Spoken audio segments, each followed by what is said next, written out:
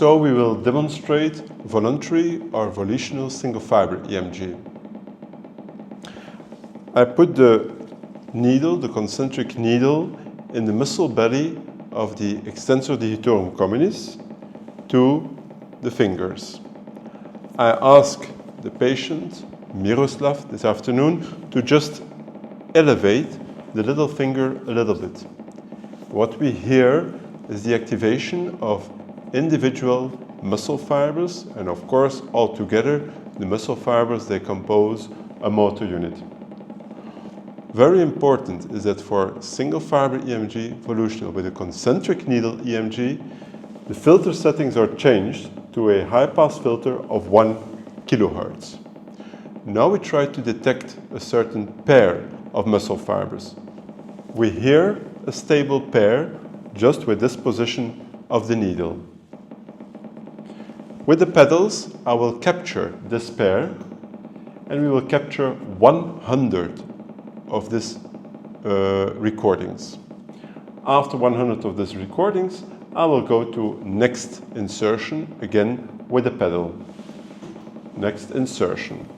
Now, with the needle, I'm just looking for a next pair, and triggered with the green level, I can choose on what muscle fiber I will trigger for the next pair. As you know, for the muscle fibers, we need a very sharp increase, steep increase of less than 200 microseconds and an amplitude of bigger than 300 microvolt. Now I'm recording another pair. As you can see, the green bar on the triggered muscle fiber. We have 100 recordings, so we go to the next insertion. With the needle, I'm just moving to a next pair of muscle fibers. As you know, for volitional single-fiber EMG, we want to see at least 20 pairs of 50 to 100 recordings.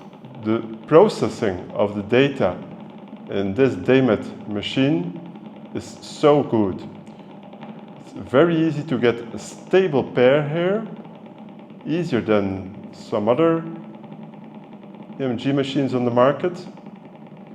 And even for volitional single-fiber EMG, it does not make me nervous, it does not take me too much time to complete a nice investigation with sharp fiber pairs. I will stop capturing. So, we did already part of the examination. We will ask Miroslav to relax a little bit the muscle while we will analyze some of the recordings. The first cursor, the gray one, is placed on the first muscle fiber recorded. As you can see here, we triggered on this first muscle fiber.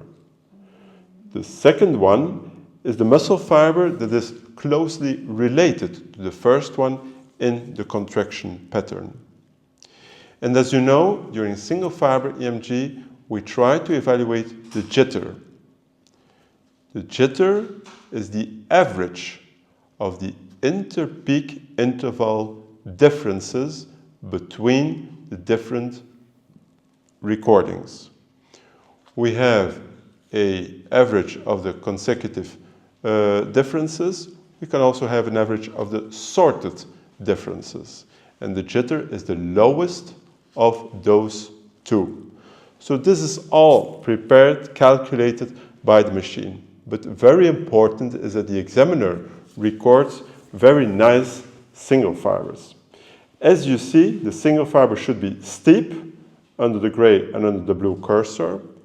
As well, it should have a certain amplitude of more than 300 microvolt. For this example, we have two single fibers. There is no clear superimposition of different fibers under this deflection, so I consider this as a reliable pair of muscle fibers. As you can see, the jitter is in the green area is a normal jitter. If we go to a next insertion over here, we see again that the gray is on the triggered muscle fiber, the blue is on the muscle fiber that is related to the gray one. The computer is calculated the interpeak interval, is calculating the mean of the consecutive differences and the mean of the sorted differences. The lower part of those two is the jitter that is measured over here. So we have to evaluate whether this pair is reliable, yes or no. And in our voluntary single-fiber EMG, we try to evaluate at least 20 different pairs of muscle fibers.